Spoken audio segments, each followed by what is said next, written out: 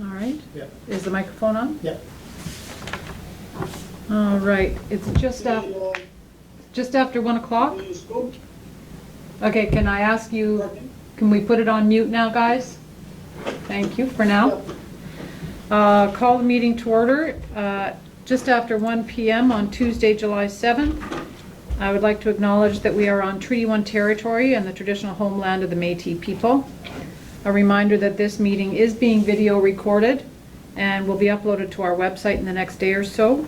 And due to COVID-19, 2 of our council members are attending remotely via GoToMeeting from Victoria Beach. So welcome to Councillor Randall and Councillor Axworthy. Give us a wave. Thank you. And waiting to be a delegation, Greg Daniels is going to give us a wave, and we'll call you in when we're ready to go, Greg. And around the table, Mike Bartmanovich. Erwin Kumku. Raymond Morrow, CAO. and Penny McMorris. So we will move on to the adoption of the agenda. Are there any additions?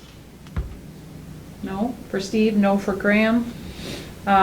We have dog enforcement bylaw, or not the bylaw, pardon me, the contract. Contract, yeah. All right. So, be it resolved, the agenda be adopted with the following addition: dog control officer contract. May I have a mover? Mike, seconder, Erwin? Any further discussion? All those in favor? Carried, thank you. We will move on to the minutes of the June 16th, 2020 regular meeting of council, which have been circulated to all members of council. Be it resolved that the minutes of the June 16th, 2020 regular council meeting be adopted as presented. I need a mover. Graham, thank you. And as I want to say a shaker, but that's not the right term. A seconder, Steve, thank you. Any further discussion on the minutes? Okay, all those in favor? Thank you, gentlemen. We are moving on to our delegations. So Greg, if you want to unmute your mic, that's great. And my understanding is you want to talk to us about the Victoria Beach tennis proposal to improve the courts. So the floor is yours. Okay, well, thank you very much, Penny. First of all, I just want to thank all of you for providing me with this opportunity to speak with you today. I believe all of you have received the document in advance, Yes. and hopefully have had a chance to look at that. So I'll just speak to certain points. First of all, my name is Greg Daniels, and I've been a resident of Victoria Beach Municipality for approximately 40 years. My cottage is in Hampton Subdivision. I'm speaking here on behalf of the Victoria Beach Club and the Victoria Beach Tennis Capital Campaign Committee. I'm recently retired from River East Transcona School Division, and I was the Assistant Superintendent of Human Resources there. So I've been retired for 1 year and thoroughly enjoying it. It was a good time to retire from the school division, let me tell you, with everything that's going on. The reason I'm here today is to request your permission to proceed with evaluating the condition of the tennis court facility at the Village Green and to start raising funds for the same. As you probably know, tennis is one of the major activities at Victoria Beach. The tennis facility is used extensively and currently has 515 members from a wide range of ages. The tennis courts are also used by people living in surrounding communities such as Albert Beach, Troy Bay Estates, Traverse Bay, Hillside, Bel Air, Lester Beach, and so on. Over the years, the tennis facility and the friendly tennis community has attracted several seasonal home buyers in our municipality. So how did this all come to be? Well, early this spring, the company that has resurfaced and repaired our tennis courts over the past several years informed Susie Hester, president of the VB Club, that the courts are getting to a point that they can no longer be repaired, especially courts 4, 5, and 6. The shifting and heaving has created an uneven playing surface, which is not great for tennis, but more importantly, it's becoming a safety hazard, which is a major concern. Even after repairing the cracks this spring, the courts are still uneven. There are creases on the court surface, and ants have protruded through the old cracks, leaving little sand hills on the courts, making it slippery in spots. We've already had a few people roll their ankles this year, including my wife, and so some who have fallen, injuring themselves. From a distance, the courts look fine, but it's not until you actually play on the court surface that you realize the hazardous nature of the courts. So with this news, Susie Hester, on behalf of the Victoria Beach Club, asked John Heppenstall if he would form a committee to further evaluate the condition of the court, raise funds to do any necessary work. Hence, the BB Tennis Capital Campaign Committee was created, and I am a member of that committee. Our committee of 9 members has had several virtual meetings. We have established our roles, created our vision and outcomes, and developed a plan of action to accomplish the same. All of these are outlined in that document provided to you in advance of the meeting. So we know that the tennis courts require work, but we do not know to what extent.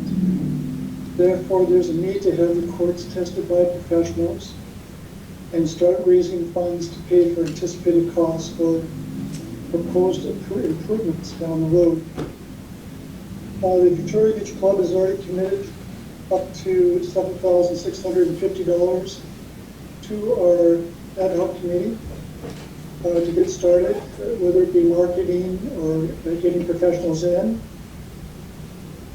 So basically, in summary, it is our hope to receive your approval for us to, number 1, test and evaluate the current condition of the tennis courts, including the foundation and the surface of the courts, fencing, net posts, building structures, and seating. Number 2, to begin a fundraising campaign. 3, determine what work is required. And 4, solicit quotes for the same. So with your approval to move forward, it's our intent to return to you in the fall with a detailed plan of action, including 1, a project design of proposed improvements, 2, project capital costs of those improvements, 3, a summary of the funds raised to date, and 4, a sustainability plan. And at that time, it is our hope that once you have reviewed the plan, and if we have to make any necessary revisions, we can then gain your final approval for the project so that we can apply for both private and government grants for their financial assistance. And basically, that's my role on the committee, is the grant applications. And I've been in touch with the province, the East Bend Region Coordinator. They haven't started the intake process yet, but I'm first on the list. I've talked to them about the project. It's sounding promising that they'll support us up to $75,000 matching. So we need to raise $75,000 for them to provide that $75,000 to us. Also, if you deem necessary, the building committee would welcome working in conjunction with our RMVP staff member whom you believe would be best suited to do so. Also, in the event the project goes forward with your approval, we would be grateful for any financial assistance council could provide.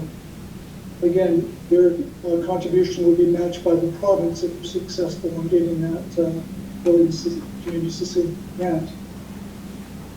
So that basically concludes my presentation. I'd be happy to answer any of your questions that you may have. But basically, that's it in a nutshell. There's a lot more information that I haven't shared with you that's in that document. The preliminary work that's gone in behind this. Maybe I should just share with you a brochure has been developed in anticipation that would assist us in getting the word out for our fundraising with the community. And if you would like, I could share you some of those ideas that we have for fundraising if you'd like. Thanks very much, Greg. That was great, and we do have the document. Are there any questions from the table here? Steve? Steve, you're muted, buddy. Unmute. No, I don't really have any big questions on because the details that we got were, well, they were quite detailed. I suppose no, it's something that we can discuss afterwards, but there's just a couple of ideas that I had to possibly reduce in costs, but no, I'm pretty good right now. There's quite a bit of information, so I'm pretty strong on how I feel about it. Okay. Okay. I'd be more than happy to talk with you. We're always open to ideas, that's for sure, Steve. And one of the things that Greg and I have talked about previously on the phone was that the footprint is not going to change. The big tree, I think the big spruce tree in the middle between the two sets of 3 courts is not going to go away. So they are not going to be expanding. They're going to be staying with the existing footprint. My big concern was big equipment that may have to come in. You know, if they're going to be ripping up tennis courts, that's big equipment. That's not just a little bobcat. So that's my only concern, but I mean, big equipment has to come in for houses as well, right? So Yeah. I'm sure we can work with that. That work could be done off-season too. It would be done Yeah. off-season, correct, Greg? Like, you wouldn't be doing this in summer. Say again? You would not be doing any of this work in the summer. This would be in the off-season, most likely. The testing that we would do, that we need to do right away is just to sort of drill down into the edges of the courts, maybe where there's a fence post or something like that, just to see what's in the surface. And just for your information, I think it did mention to you in the initial write-up, it's interesting how the initial courts have held up so much better than the newer courts. Yeah. It's because those initial courts, apparently, reading up on the history of them, have got 3 feet of gravel and cinder underneath them. But we don't know what's under court 4 and 5 and 6. And the frost is creating all sorts of havoc. So we're thinking that there probably isn't a whole lot of base there. So we need to get some, like a truck in to do some, like a rig, to do some drilling in there initially. But I would anticipate that the work be done when it's the least amount of people that are down there, to avoid any sort of distraction from any of the events that are going on down there.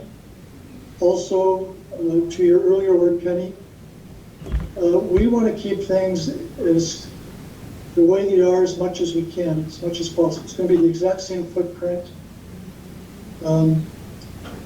Posts and things like that, where the piles underneath those posts, the net posts and fencing posts on courts 4, 5, 6 are bending in.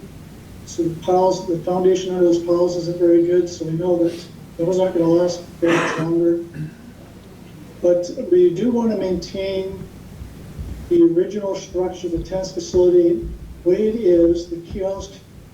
We're looking at just probably making it a little bit bigger, updating it somewhat with power, because power is needed there for people that are running tournaments and that sort of thing for their cell phones, so they can communicate out virtually when the next games are, and so on. I know I'm getting into some details, but I think what I'm hearing you saying, you're worried about the big trucks and things coming in, and that's why it would be good if we had somebody working with our building committee from RMVP to ensure that we're doing things right. That we're not going to disrupt the grounds. Okay. Try and keep that to a minimum. Okay. I think we're a little ways away from that, right? In terms of construction, but so. We're probably a few years away. I think that we probably need to do a lot of fundraising. We are thinking too that we probably need to do this in phases. And that works in our favor with the provincial government with funding. They can provide up to $75,000 per year on the same project. So if we even did spread it out, we'd be getting more money from the government to help with the improvements. Okay. Anybody else? Graham? Go ahead. I read your report carefully, very well done. A brief question on the provincial funding, which you're hoping for or counting on.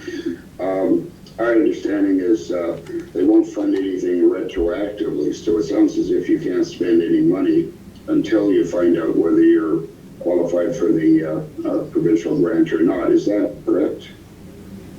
The way it works is we would have to fundraise in advance. And just to let you know how that grant works, they'd be nice enough to give me the application from last year. So I've already been working on that grant application. There's a lot to it. Of course, there's some parts of that that are unanswered because we have to do testing to find out exactly what needs to be done. Once we know exactly what needs to be done, and the new application comes out, we'll be all set to go there. Hopefully we'll have raised some funds in advance. That just helps with the grant application as well for them to match it. So typically, the grant application comes out. Sorry, Graham. Oh, no, that's fine. You're doing very well. To initiate the first stage, the testing, you don't currently have the funds to bring in the contractors to start on the test holes this fall, or what's your plan there? Well, the VB Club is giving us some money to get started on marketing and to bring in some machinery to get going.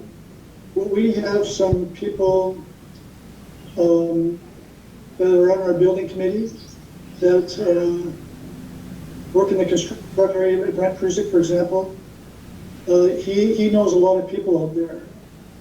And so I think some of that work will be done in kind through Brent, supporting that. I'm not sure exactly how that's going to work, but we're hoping that we'll have some fundraising money to assist us with that as well, to get started with some of that. Well, I'm not here to ask the municipalities to provide us with any funds to help us with that. I think we're going to be okay. If we aren't, I'd come forward and ask you. The thing is, we just, I guess you could say that we're fairly optimistic that the community, I mean, we have over 500 members, will help contribute. Just to give you an idea of what we're thinking of, is between the two sets of courts right now, it's sand and gravel. And that's a little bit of a concern because that gets tracked down to the courts, it wears down the courts, and then also becomes a little bit of a hazard.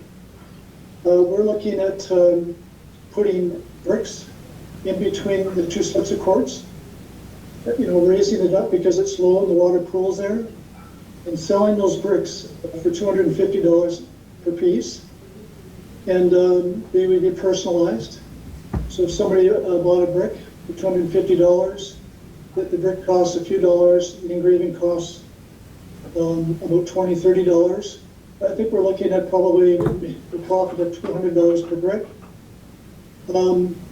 People can buy more than one brick. If they contribute up to $2,000 an hour builder, they would get 4 bricks, plus they would also get a plaque. So we're confident. There's lots of people out there that would support it because really it's very reasonable to play tennis at Victoria Beach. When you compare it to the costs in the city, paying for court fees and everything like that, we feel that people will be generous in this fundraiser and be a concern. So, Greg, You never know until you go. that's right. So to wind it up, what the group is looking for is approval from council to go ahead with your project at this point, Right. right? So is there any further, To the court information. right? So is there any concerns that you have? No, at this point, No, none whatsoever. I'm pleased to see there's an organized approach to deal with the problems. It sounds like the planning is well in hand, and that's very good. Yeah, people aren't just running at it with shovels, so that's good to see, so. Okay. So you're looking for just an Just a- approval if a conceptual approval type of thing? Mhm. Yeah. Initial approval, just to move ahead, to do some testing to see basically what needs to be done and the cost to be done, and also for us to move ahead with the fundraising. Okay. So if I'm not, go ahead, Graham. I'm sorry, you were about to go around the table or whatever? Well, I think if council has no further questions for Greg and no further concerns, then I think we can go around the table and say yes or no, that we approve this project in principle, and wish them the best of luck. Do we need a resolution? I don't Existing think so. courts, they're not really. Yeah, yeah. Yeah, no, I think just a verbal, It's a verbal, and we can put it in writing if Greg needs it in writing for grant applications or whatever. yeah. But for now, as long as Greg knows he's got our approval, I will call for the vote. All those in favor? Thank you, carried, or Hand was on camera there. unanimous. So Greg, you have our approval to go ahead with your plans, and please keep us in the loop, and we'll consider which one of our Public Works employees or one of our employees can help you out as much as possible with equipment issues, so that we don't do the least amount of damage to the green as possible. But I know we're a little ways away from that, so yeah, I hope that's what you wanted. Yeah, So, on behalf of the committee, I would just like to thank all of you for letting us proceed with this, and we look forward to having a report for you in the fall and bringing it back to let you know where things stand. okay, that's Thank you. great. Thank you for your Approval. great presentation. Approval and best of luck. Yeah, so if Okay, thanks so much. you are welcome to hang around if you want. I would just ask that you mute, but you might have other things on your plate that are more exciting. Maybe he's gonna go play tennis. Yeah, I'm just gonna figure out how to sign out from here, but I'll figure it out some. Okay. Okay, thanks a lot. The bottom Chris. right, it says leave, so. Oh, yeah, there should be a button on there There that should be a says button leave. somewhere, yeah. Okay, Okay. thanks again. All right. Thank you.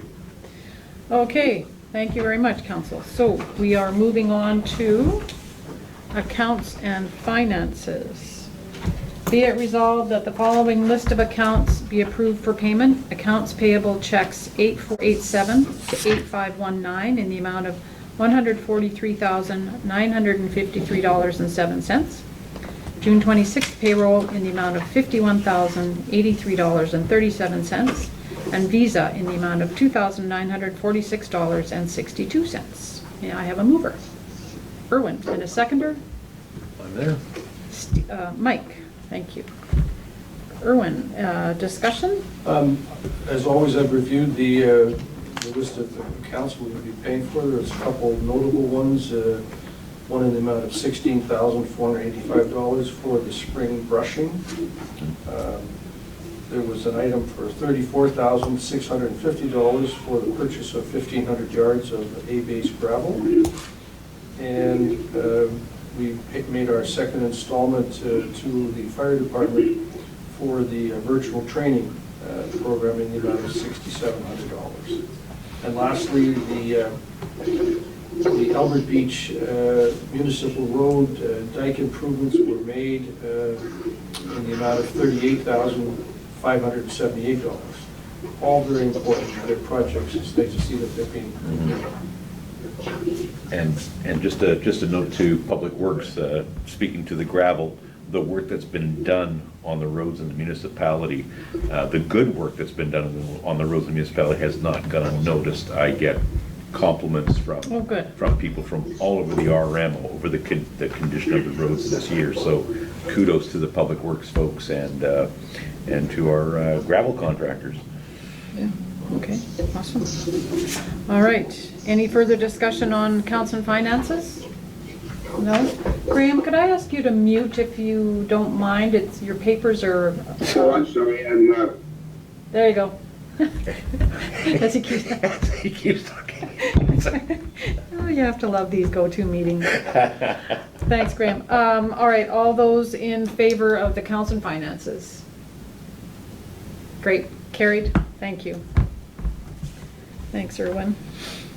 Moving on to other business. Stantec Consulting. Be it resolved that the arm of Victoria Beach Council accept the proposal from Stantec Consulting Limited dated June 16th, 2020 regarding the revision to electrical service for the water treatment plant diesel generator. Total excluding GST is $13,998. Further be it resolved, the CAO be authorized to sign said proposal. May I have a mover? Erwin and Steve, thank you. And discussion. Raymond, this estimate, was that fairly close to what was originally estimated?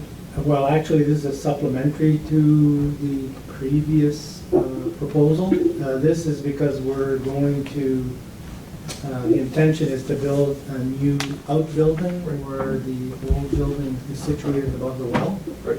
and move the electrical to that building. So now Stantec, the engineers, have to redesign the electrical because it was initially going to be from the panels that are affixed to the water treatment plant building. And so it's going to be from this outbuilding instead, because we want power for our rapid fill for the fire department. Mhm. And also, we don't want that generator up against the water treatment plant building because of the size of the generator, which is it's like a small building on its own. So that's also part of the reason we wanted to move the generator over. So the goal is to enclose the electrical, and just, while we're at it, not a bad idea to protect our investment, put a cover over the generator? No, Not the an goal enclosed is, building? no, the No. goal is to replace that old building that's there, The doghouse, small- really. Yeah. Oh, right, yeah. Yeah, we want to get rid of that building completely, build a new building on site there, Okay. much larger than that, kind of like a small, like a garage package. Yeah. Car Mhm. garage package, that kind of thing. Yeah, And inside that building, we would put the electrical. And Oh, then we would switchgear. put the generator up against that building. right, yeah. The generator's standalone. Yes, with- outside. doesn't where the- require- Exactly, yeah. no. It doesn't require shelter. So that's why we need a redesign. Good, okay. Graham?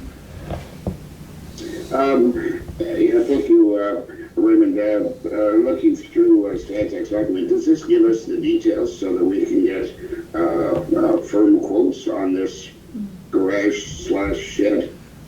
No, this is more, it might be a little bit for that garage shed concept, but it's more for the electrical that will need to be established in that building to provide an opportunity for the generator to kick in. I think the question was, do we need, are there specs included in that? There will will. be specs. In phase two. Once they do this, get the approval for this proposal, they will provide us with specs.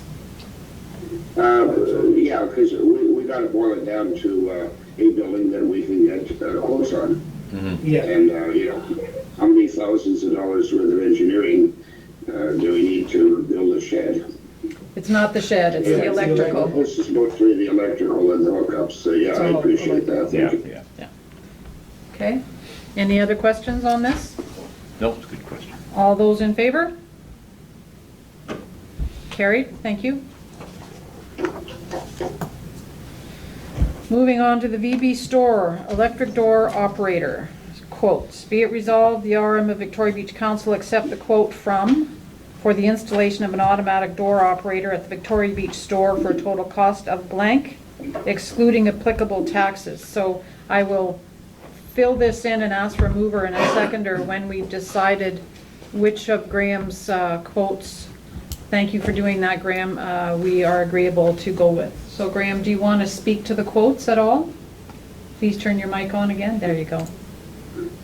Really, I wanted to shuffle my papers first, you see. Anyway, yeah, when I submitted my quotes to council, I added some notes and recommendations of my own. We invited 5 companies. We got 3 quotes. The one that I'm prepared to recommend is actually a couple of dollars higher than the number 2, but only by a few dollars. From Penner. From meeting with them, measuring at the store, yada yada, I believe they have a better grasp of exactly what's required there. And whether it's a consideration or not, Penner has a representative who's a VB resident in terms of ongoing service, because that door shifts seasonally. There's always been problems with VB Store because it's on pass. So I feel comfortable with the Penner code if the rest of council feels. Graham, I have a question. Do any of them include the electrical, or are they all electrical by others? It's all electrical by others, which is probably an hour and a half's work by an electrical contractor of our choice, just to run a 110 circuit to the proximity of the door. That's an extra for all of them. If they were to have included that and presumably dragged out an electrician, it would have cost a lot more. So this is the most cost-effective way we engage any of the electricians who we habitually deal with just to run a 110 line. So it's a level playing field. None of them have included that our use of an electrician. Okay, we don't have any idea what that extra cost would be, though? Maybe $300. Okay. Anybody else have any questions on the doors? So you're recommending the Penner quotation, Graham? I like the look of that. I'm satisfied they're going to do a good job. And that's one of the firms that I had discussed with Rod Bowman going way back to last year. The quotes I solicited were from names that he had of people doing electric operators for accessibility purposes.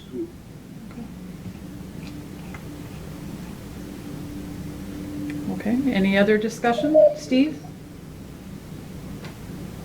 I haven't, last time I dealt with Penner was years ago, so I can't really remember working with them too much, but I've worked with Ambassador a lot. So I've always been quite happy with their services, including with installation of electric doors. So for me, I don't have a problem with going with Ambassador over it, but if Graham's really confident that Penner is ultimately the best, and they understand the work more, then I feel comfortable going with Penner. Okay. Ambassador were the only ones who didn't come out, is that correct, Graham? That's right, and their quote is low, but I just don't think they have as firm a grip on exactly what's involved to get this tour done successfully. Okay. Then I'm fine with going with Penner. Okay. Any other? If once this is approved, Raymond, I'll line up an electrician to run the necessary circuit with, and I'll coordinate that with you. Or is that all right? Yes. You can go ahead and do it. Thank you. Okay, any other concerns or comments? All right, I'll read the resolution. Be it resolved, the Arm of Victoria Beach Council accept the quote from Penner for the installation of an automatic door operator at the Victoria Beach store for a total cost of $3,888, excluding applicable taxes. May I have a mover? Graham, would you like to move this one? Thank you. Yeah, I'll move that. And a second. Mike, thank you. Any further discussion? All those in favor? Great, carried, thank you. Thanks, Graham, for all that work. Moving on to the Sandy Bay stairs. Or is it Sand Bay? Looks like Sandy. yeah. Lots of sand. There's lots of sand. There's lots of sand, and most of it's on the It's stairs. also Lost Lagoon, and some might prefer staying lost. Yes, that's true, but that door has been opened many years ago. It's So- not going away. No. So this is another one where I can read the quote, but we need to have a discussion about who we're going to award the contract to. So be it resolved, the Arm of Victoria Beach Council accept the quote from for the repair of the Sandy Bay stairs for a total cost of blank, excluding applicable taxes. So once again, Graham, I will defer to you on this discussion. Thank you very much. A brief preamble. We started last fall in engaging any contractors who we could attract to this project. We talked to 4, and 2 of them eventually bid it. We subsequently paid a good chunk of money to have the accumulated sand removed so that they could get a better look at it and make a more intelligent quote. One other issue that might be of interest to council, I had extensive conversation with Mr. John Deacon, who is de facto stakeholder by virtue of a right-of-way agreement we have with them since 1998, and he was I was able to discuss without divulging details of the quotes some of what's been proposed to us. We're left with 2.5 legitimate quotations, one from Safe Haven and one from Deck Dynasty.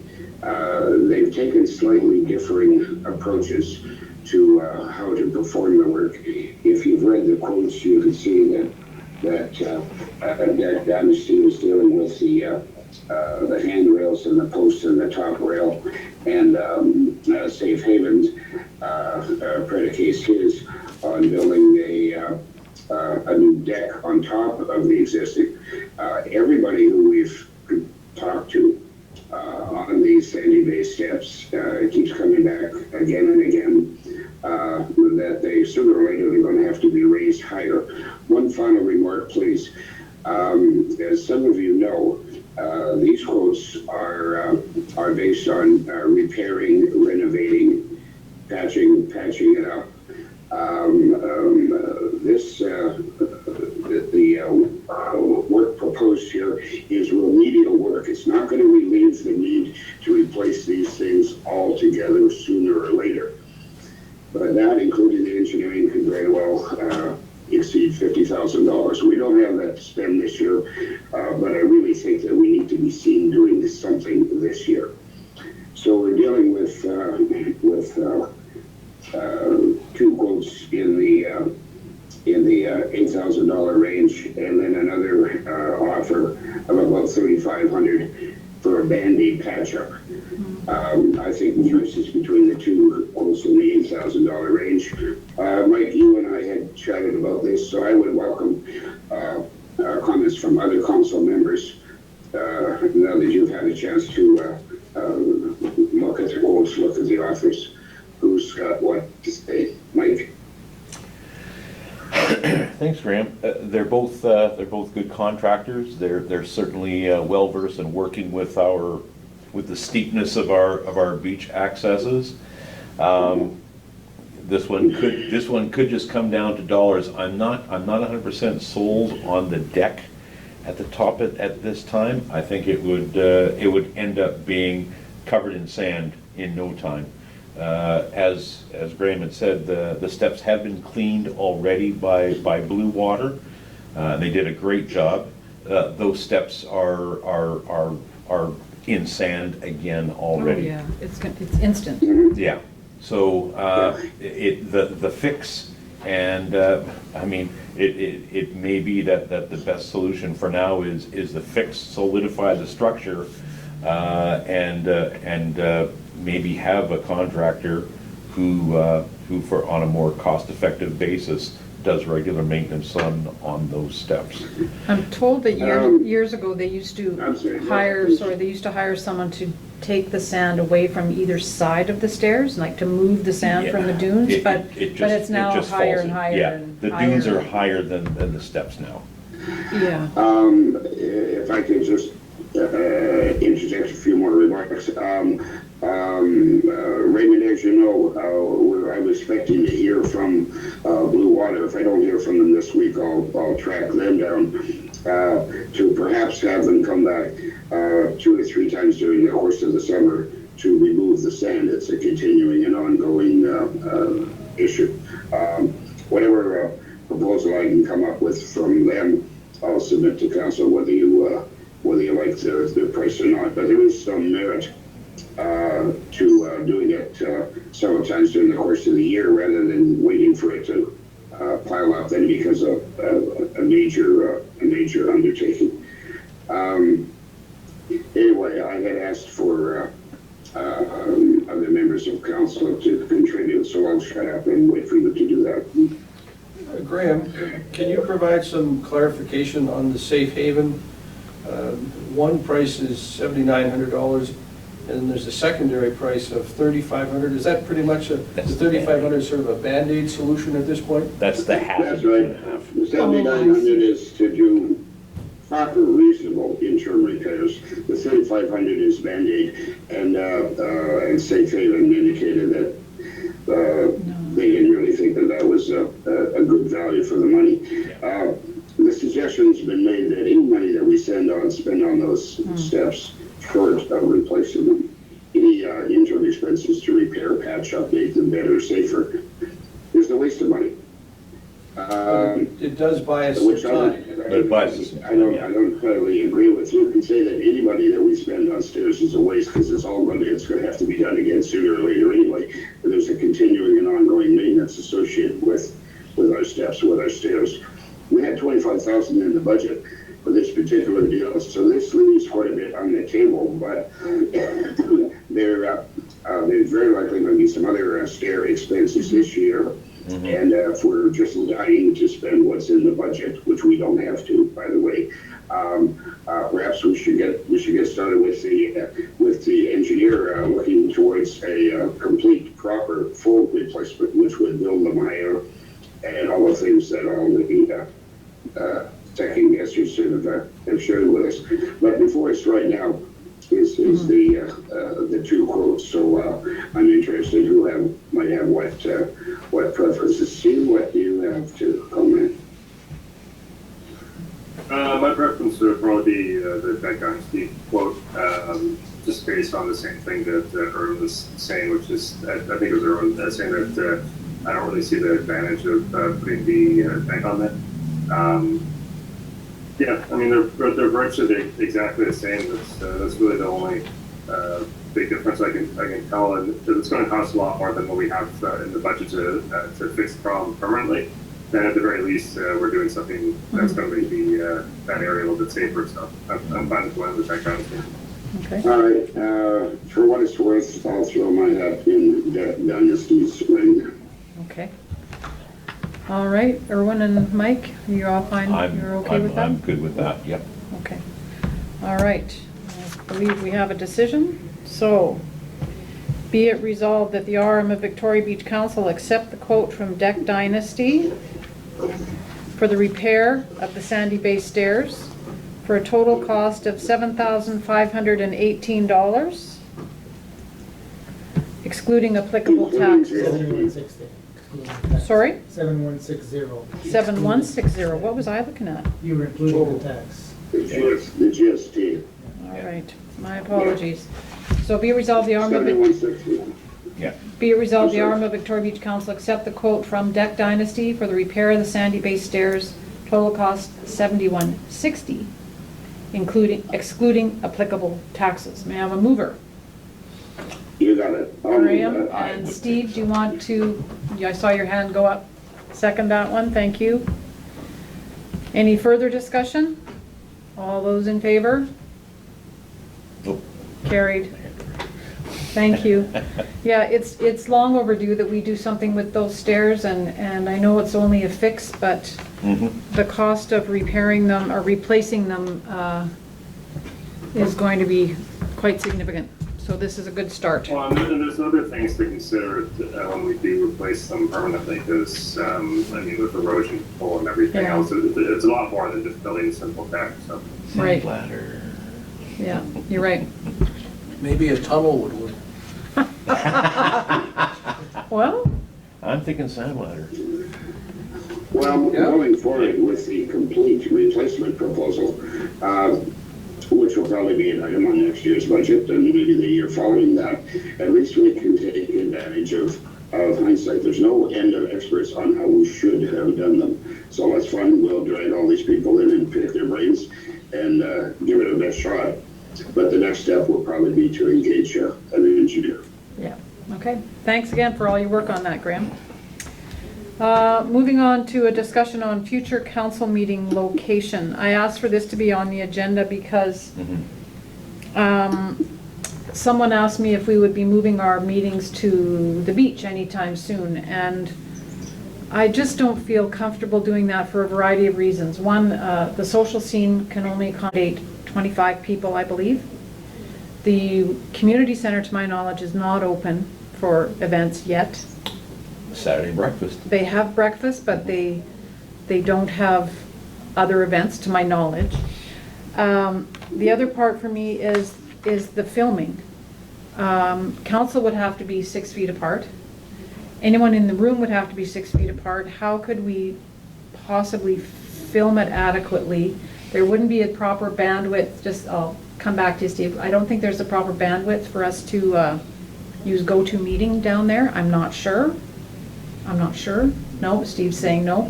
No, So, never has been. and my other concern is the sanitizing and the cleaning and the stress that might put on the venues. Yeah. And we would have to limit how many people could come in and all That's that. the issue. Yeah. Who wants to say, who wants to stand there and, when we got 25 bodies and tell everybody else they can't come in? Not me, thank you. Yeah, sorry, Steve, go ahead. Well, there's so many things to consider if we were even to be open to the possibility of having a live meeting. The bottom line is, yeah, we've gone 6 days in this province without any infections with COVID, but at the same time, we're still in the pandemic. There still is no what do you call it? Vaccine. Yeah. Yeah, there's still no vaccine. There's so little that we still know about the virus, and we see what's going on everywhere else in the world. It really just takes one problem to start up. And at the same time, I will not be going to a live meeting until I get a vaccine, because it's not worth the risk. I still want to be able to be isolated and and enjoy my folks coming over or those types of things. I don't see it being right to have a live meeting. If you take a look at some of the other examples coming in from around the world, they're still not having people come to their meetings. So really, if we were to have a meeting at Victoria Beach, what that would be is that council would be 6 feet apart over at the social scene, and there would be nobody in attendance. Right, yeah, So, I agree with Steve, he's Yeah. exactly right. Yeah. At this point in So, time. yeah, I just wanted to have the There's also discussion. liability issues to consider for us in the social scene. And I think everybody knows that one of the biggest things that I would like to do is to get the RM up to where it belongs, which is here, to have all of our meetings at Victoria Beach. But right now is really just not the time to even consider having meetings at VP, as much as I would love to have that. Yeah, and that's why I wanted to have this discussion, because I feel the same way, but, it's, I've been getting some comments from individuals around the community saying, when are you coming back to the beach? But I think the practical aspect of pulling the meetings off safely just don't work. So we must not take that risk unnecessarily. Right. and I think it puts an added stress on the venue as well. And I just don't think I think this is working. We're able to upload the videos or do whatever we need to do, and we can all attend. I don't know. Do we have any idea how many people are actually listening in on the videos? Do we? Or watching. Yes. I haven't checked. I did check and see. Interested to know that. I have noticed that the YouTube account that we have is not accurate in terms of views, because there's been several videos which I've watched about 8 to 9 times, and then I go back and apparently it hasn't been viewed once. So I doubt people. It's more than what it shows. Right. I doubt people are watching our meetings multiple times. Yeah, maybe once is more than enough. All right, well, I just wanted to make sure we had that discussion, and when people do view this meeting, they will know that we have had the discussion and that we have given it consideration, but I don't think it's the right time either. How much notice do we have to give should we decide to change the venue? 2 weeks. Probably not, yeah. Just 2 weeks? 2 weeks. Okay, so, let's approach it on a meeting-by-meeting basis and see how things unfold, but let's not rush into it. Yeah.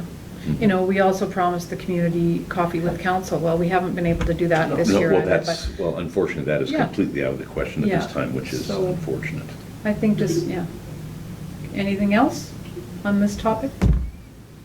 I appreciate the discussion. No, I mean, I would just add this one final thing is just to consider again how natural has been with COVID cases. But we get one of those COVID cases up here and we have a meeting. We don't have the facilities in this area to be able to withstand a blow of COVID. So it's just the risk isn't worth it. Right. Just too many old folks like us. Well, and anyone, right? So, But we are agreed, I think that meetings at VB will resume as soon as is yeah, practical. yeah. Absolutely. There's one thing I'd like to just to put out there just while I think about it. If are here that or councils here that people want to be the meetings up here, obviously, because maybe on the back end of this we host several meetings immediately after all this COVID stuff done at the beach. So just to try to make up for lost time. But just an idea to throw out there. Yeah. Yeah. Okay. Thanks very much, guys. It appears that we're viewed on the YouTube site. We're listed as being in around 100 views Well, that's good. per meeting. Yeah. That's good. Okay. Okay, thank you very much. I appreciate the discussion and the input. I'll move on to the dog enforcement. Be it resolved, the Arm of Victoria Beach Council approved the dog control officer agreement between Dwight Legal and the municipality. Further be it resolved that the Reben CAO be authorized to sign said agreement on behalf of the municipality. May I have a mover? Mike? And a seconder? Steve, thank you. Discussion? Council received this by email, a copy of the contract. Are there any concerns or? As I understand, the terms have not changed. Nope. Good. And the dog control officer has signed the agreement and submitted it to me already. Can I ask why it's only till the end of December? Just Yeah, because it's that's the next year. calendar? Oh, Yeah, 2021. December next year. Yeah, the way it was set Okay. up previously was June, which is, end of June, which is really kind of, it's not handy, it's kind of confusing, and you forget about it. It's better if it's based on our calendar year. So that's why I changed it. Yeah. Okay. Good. Steve or Graham? It looks pretty straightforward to me, and about the same time we received a copy of his monthly report, which we had asked about earlier, so I think the renewal is good to go. Okay. Any further discussion?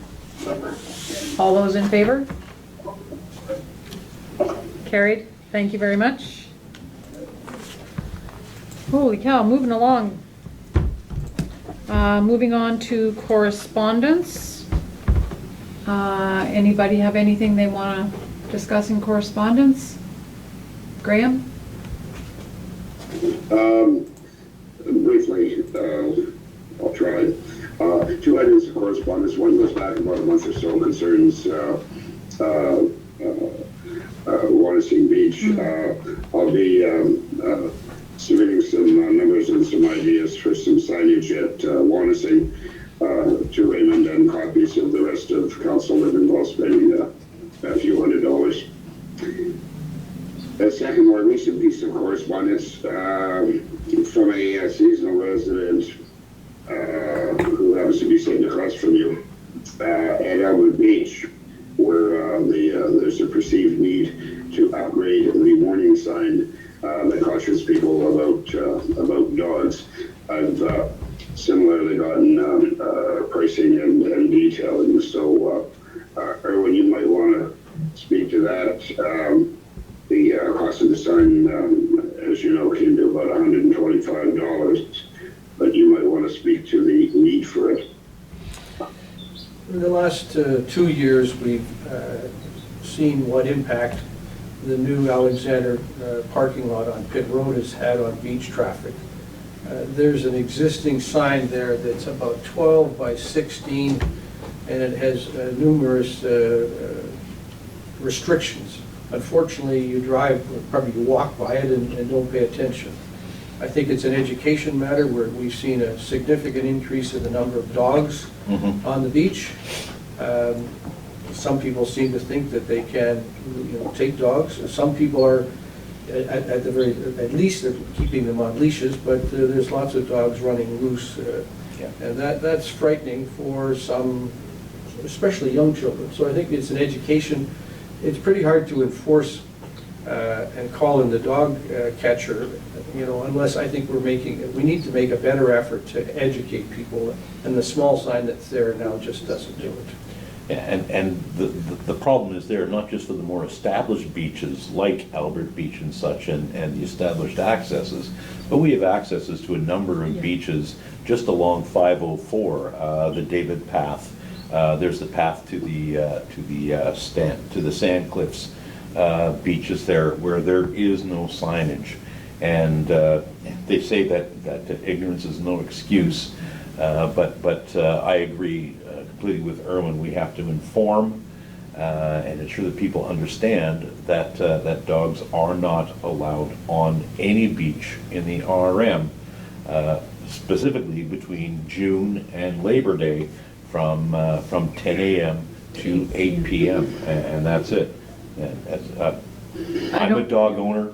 My dog loves the beach, but not after 10 a.m. and not before 8 p.m. But I think if we're going to do one, like those signs that you refer to are all over the restricted area. Yes. So if we're going to upgrade the signs, they all need to be upgraded. Yeah. And then we And need they to need to maybe be add some. they need to be consistent. They need That's to be right. consistent. Yes. So, Well, the problem we have I at Albert. agree. Ordering one sign for the outstanding item, I was going to suggest there should probably be a number of signs ordered. What's the best way, Raymond, to determine how many of them would be required? well, We could do a count real fast. I can do one in the vehicle restricted area, and you can do one in your area, see what's Do you have an required. ongoing problem in the VRA with dogs on the beach? Yeah, there's always dogs on the beach, yeah. I mean, I know in our case, prior to the parking lot, it was a manageable situation because most of the people that were coming and going knew what the rules are. Now we've got dozens and dozens of people coming that are totally unaware of the rules. Yes, day trippers. And but do you think more signage is gonna make them turn around and go home? Not Well- take their dog, they can't put them in the car, right? But, At the very least, we will then have justification for Right. calling the dog catcher in. Yeah. Yeah. Once warned, if you don't react to that, then, Yeah. you run a risk.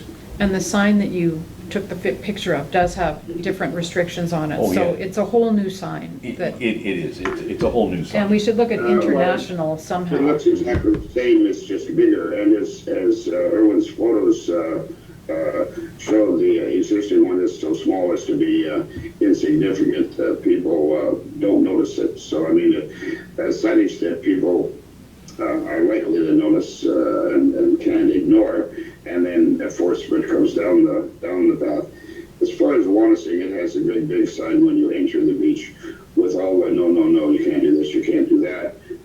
Getting down close to the beach, there's 5 points of access to the beach side. That's a little bit excessive as far as signage. So the issue is to order one of these or 3 of them, or spend a little more time to determine how many are needed.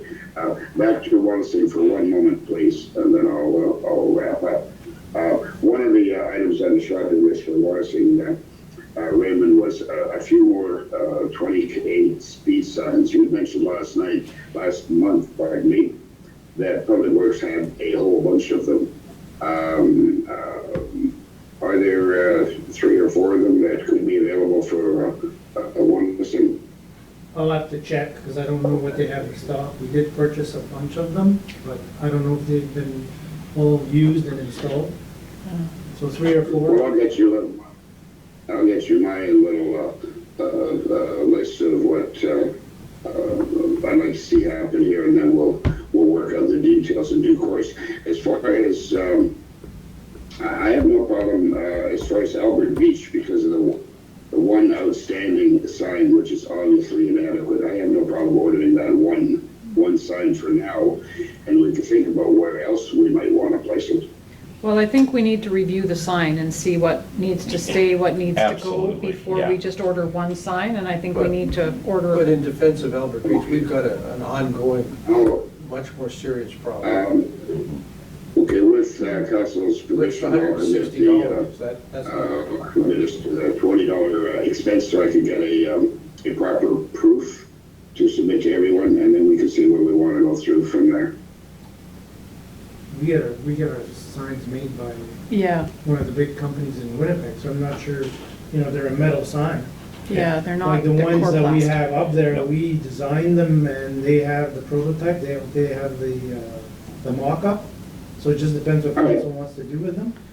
Yeah, I think it'd be wise to decide what sign you want and then just order multiples of that sign. yeah, Well, and it really shouldn't be me who decides who our go-to sign supplier is either.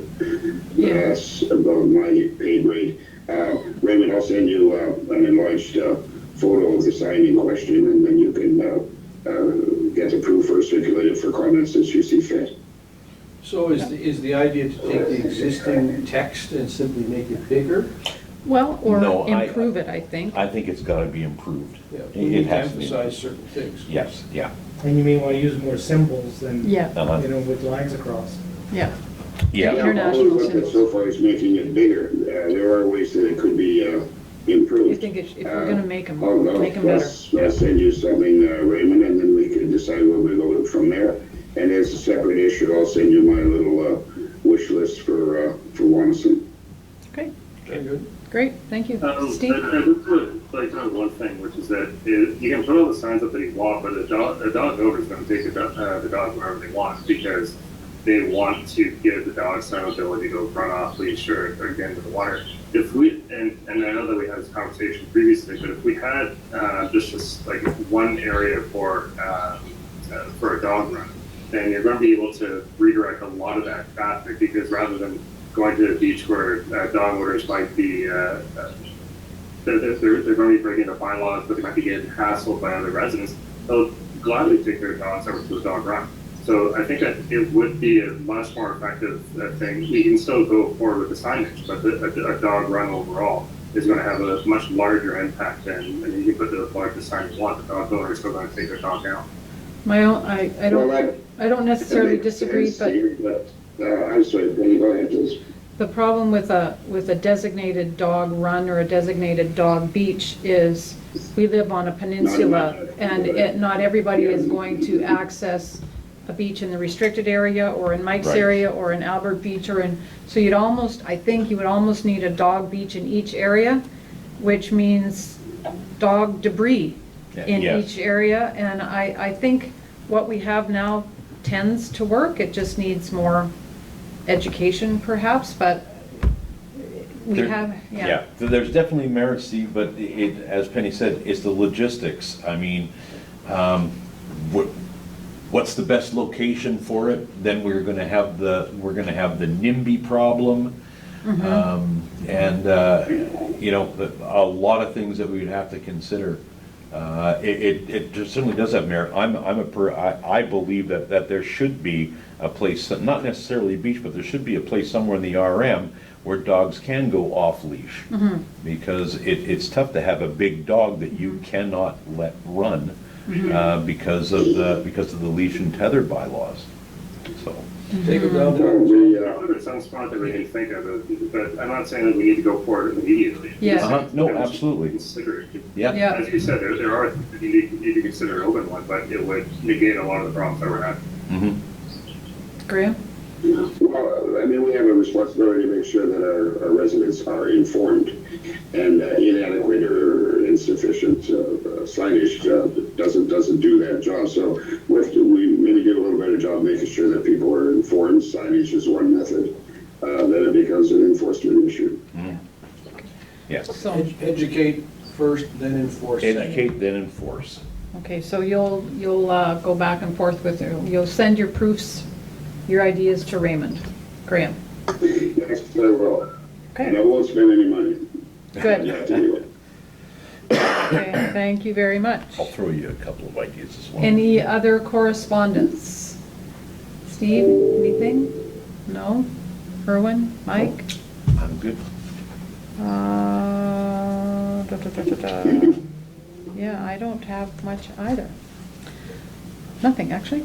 Okay. Okay, gentlemen, our next, be it resolved that the July 7th, 2020 regular council meeting be adjourned. Next regular council meeting to be held on July 21st, 2020 at 1 p.m. here at 705, 1661 Portage Avenue in Winnipeg. Mover, Mike, and a seconder, Erwin. All right, all those in favor? Great, thank you. That's a wrap. Thanks, everyone. Thanks, everybody. Enjoy the